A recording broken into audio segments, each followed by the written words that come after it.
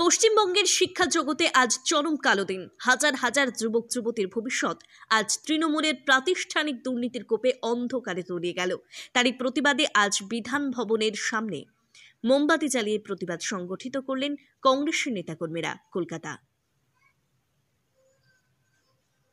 ৩রা April ২৫।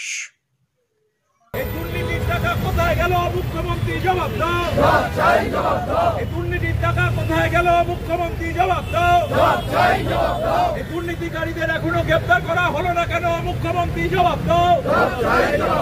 জবাব তোমায় দিতেই হবে। বন্দে মাতরম, জাতীয় কংগ্রেস জিন্দাবাদ। এই যোগ্য চাকরি প্রার্থীদের জন্য জাতীয় কংগ্রেস রাজপথে, মুখ্যমন্ত্রী হুঁশিয়ার। বন্দে মাতরম, জাতীয় কংগ্রেস জিন্দাবাদ। রাহুল গান্ধী জিন্দাবাদ। আমার আপনার প্রিয় নেতা শুভঙ্কর সরকার জিন্দাবাদ।